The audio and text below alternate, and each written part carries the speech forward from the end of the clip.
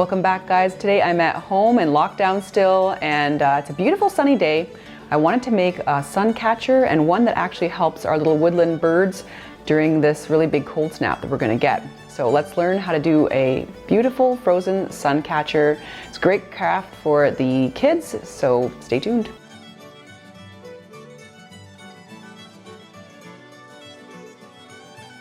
Okay, we're headed into another polar vortex. We're going to head down into the -20s again, and my little feathered friends, well, they're pretty hungry. So I want to make an easy craft today for you and your family. So let's see the things we need for today. So we don't need too many things for this craft today, which is good news. So what we have at the back is hot water. I've boiled it and it's just ever so slightly cooled. I've got a cast iron pan to the left. It's about a 12-inch pan, but you can make these sun catchers any size that you want.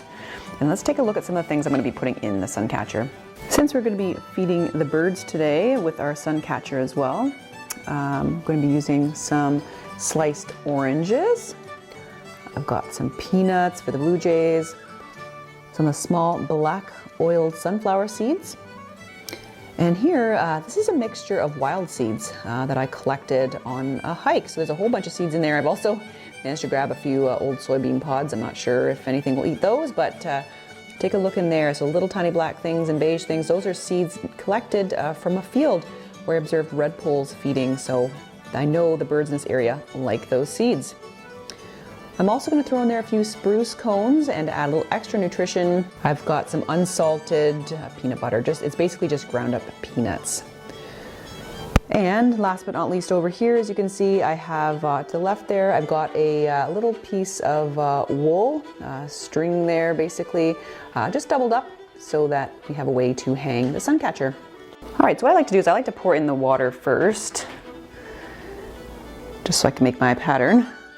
So you're making this thick as you want. The thicker they are, the longer they'll last, obviously. It's about good. And then now you get to have fun. Let's be creative. So let's start by putting in some of these oranges. Be careful, it's really warm. If you're doing this with younger kids, maybe just do the water after so nobody gets hurt. All right.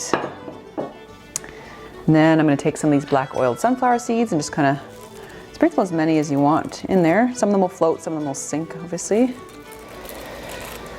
One nice thing about these sun catchers for the birds is they're completely biodegradable, and new little treats melt out for them as the sun melts the catcher. Now blue jays, who could resist these peanuts? So we're gonna put some peanuts in there.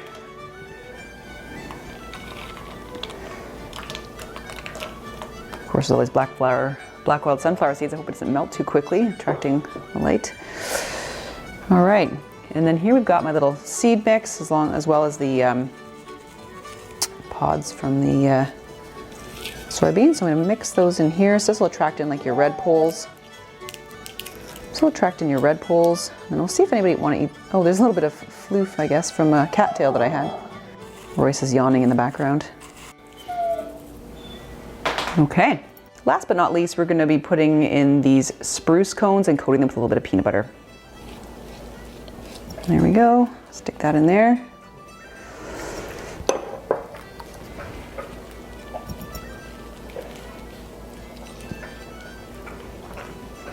Now because you're using a bit of warm water, these may melt out a little bit, not a big deal. It'll all freeze up again, so you put it back outside. There you go, there's my little sun catcher and bird feeder. So certainly there are few areas where the sunlight is going to get through. Maybe went a little bit overboard there with the black oiled sunflower seeds, but I don't think the birds are going to complain.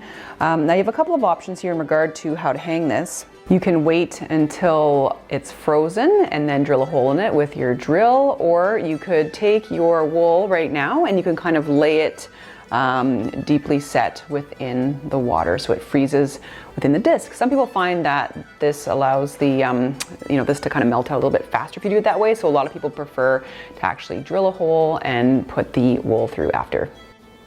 So now that we're ready, and if you're happy with your design, what you can do is put it in your freezer, or you can leave it outside overnight to freeze if it's cold enough. All right, it's finally frozen. I'm just gonna leave it out for a little bit to release from the side of the pan. Once the pan warms up, the Suncatcher bird feeder will release. The other thing you can do is just put the pot in a little bit of really hot water just to release, just to melt some of the ice around the edge of the catcher. Alrighty, so I just put in some warm water there for, I don't know, like 2 minutes and, well, maybe 5 minutes. It popped out of the pan really nicely. So there it is. So what I'm gonna do now is I'm just gonna drill a hole in it and put the wool through the hole.